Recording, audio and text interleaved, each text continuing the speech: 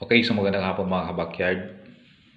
Ang content natin today ay tungkol sa pag-kondisyon ng ating manok panlaban. So, dito na lang tayo gumawa ng content sa bahay. Kasi, pag nasa farm ka naman kasi gumawa, maingay din yung mga manok. Hindi gaano nagkakarinigan. So, at least pag dito, maririnig nyo ng maayos. So, ngayon lang ako nagkaroon ng time para gumawa ulit ng video. At yung Facebook kasi, yung Aklan Backyard Breeder Handler, na restrict yon dahil sa mga violation. Nalagyan ko kasi yun ng mga laban. So yun, pero na-delete ko na din, pero na-detect na ni Meta. So yun, na-restrict, kaya in-stop ko na lang yung pag-upload ng video. So ayun, and then dito na lang sa YouTube channel natin ay bago to. So bagong gawa ko lang to. So ayun. Anyway, bago natin simulan, my name is Ard DP. So ako ay isang handler since year 2008.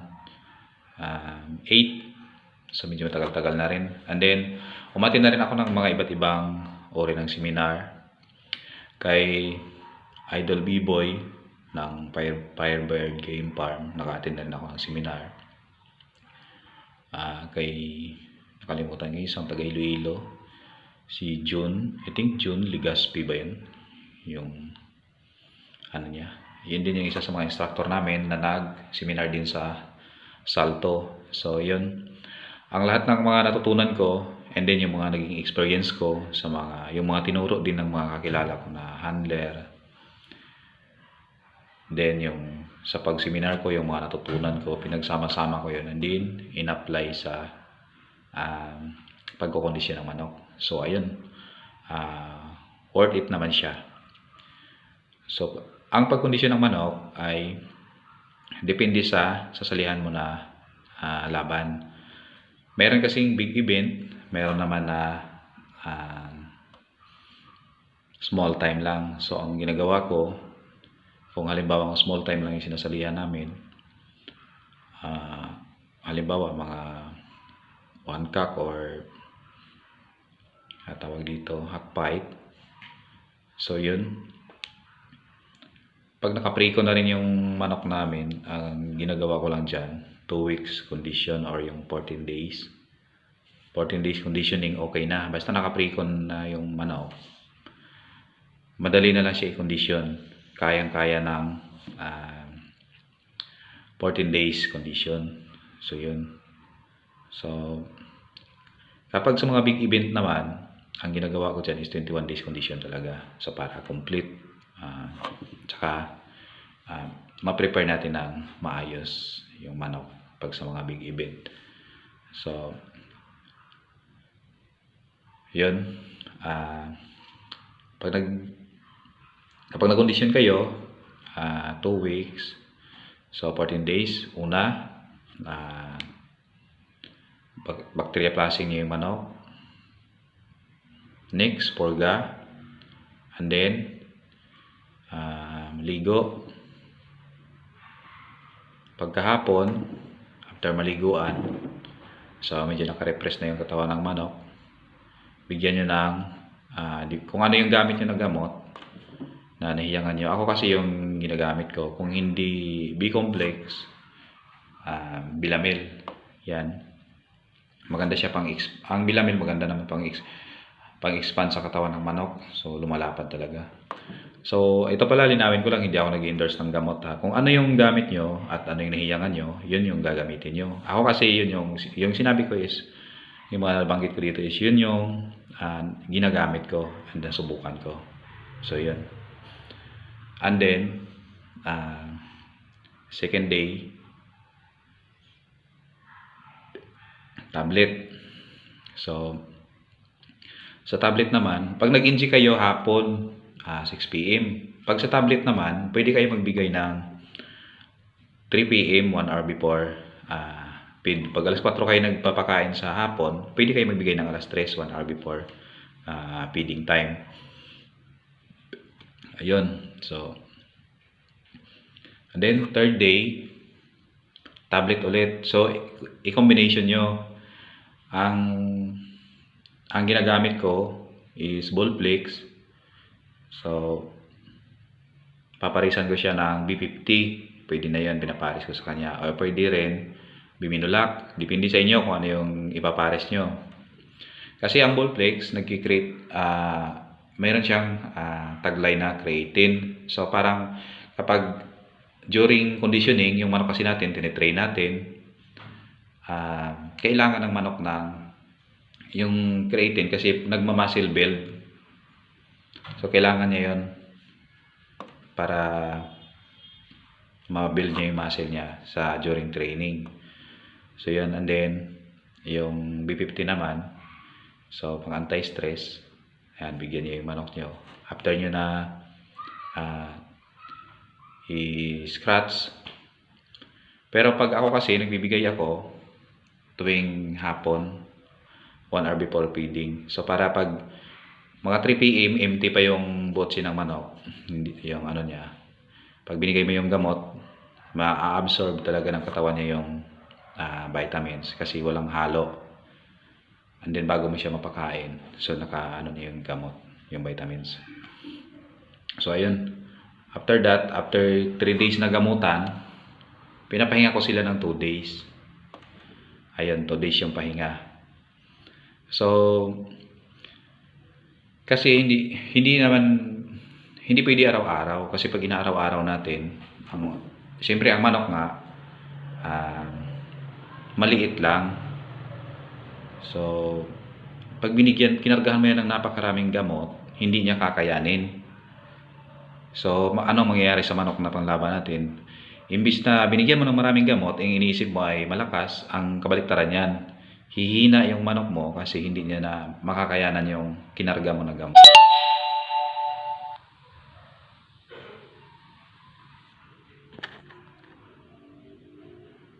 So, yun. Proceed tayo. May nag-interrupt. So, yun. And then, after 2 days pahinga, magbibigay ka ngayon ng pang 6 days na. Naka 3 days ka na nagamutan eh. So, pahinga ng 2 days.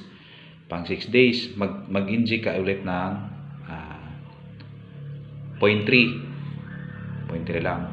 And then, tablet ulit, Volplex, and then yung partner niya na B50. Ayan. So, 3 days ulit. And then, pahinga na naman ng 2 days. So, yan. So, after na pahinga ng 2 days, okay. So, hindi ko pala na ano.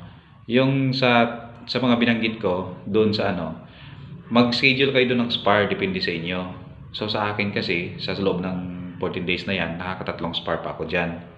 So, marunong naman siguro kayo na mag-ano sa inyo ng spar nyo. Sa akin, pag na-spar ko ng halimbawa, bago ko kasi sila yan pupurgahin, ini-spar ko muna kasi nagsiselect. So, sinispar ko.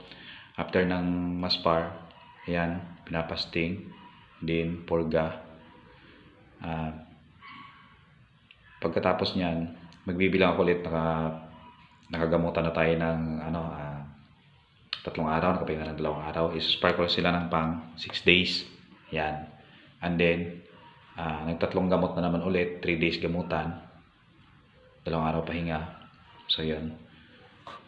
Pag naka-spar ka ng pang 6 days, pwede mo pa yun medyo i-hard konti na spar. Pero wag niyo patagalin. Pag nagbitaw kayo ng manok, wag matagal na. Ang karamihan kasi ng magiging cause niyan is nababalda yung manok.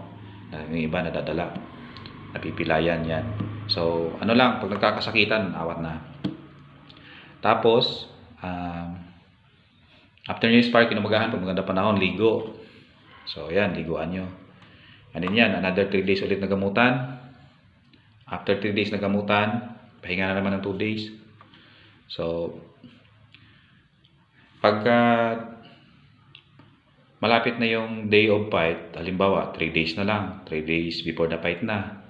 So ang gagawin nyo, 3 days before the fight, halimbawa Sunday yung laban nyo, Wednesday ng hapon, ito pala, Martes na yan.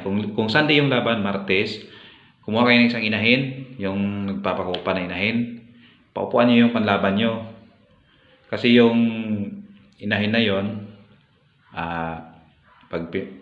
ipaupo nyo sa panlaban nyo para iwas giri, iwas op. So kasi nakaka-release ng likido yung manok, and then ano naman siya ulit yan kasi makatatlong araw pa makapahinga pa siya. So ayan, Martes yun. And then pagka Wednesday, mag-inject kayo ng 0.3. So kung linggo yung laban na, Wednesday kayo mag-inject, hapon, 0.3 sa kanang dibdib. Sa kanan. Sa kanan na dibdib. So yun.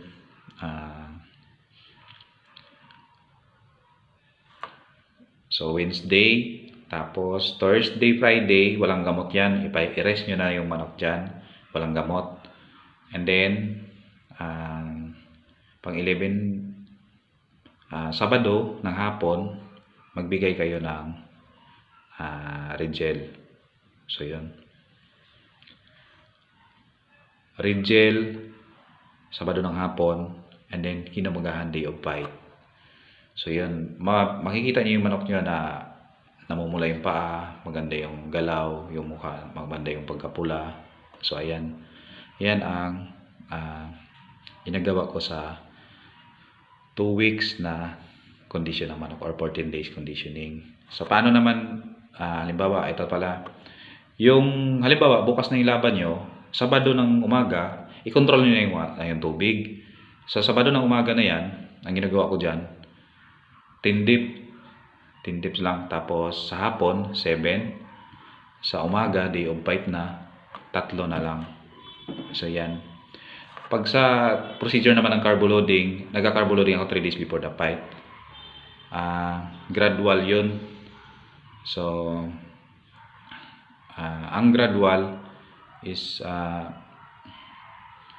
maganda siya kasi hindi nabibigla yung manok, hindi na inibago. Kasi kung halimbawa from yung dati niya kinakain, speed at saka pellet, bigla mo ngayon na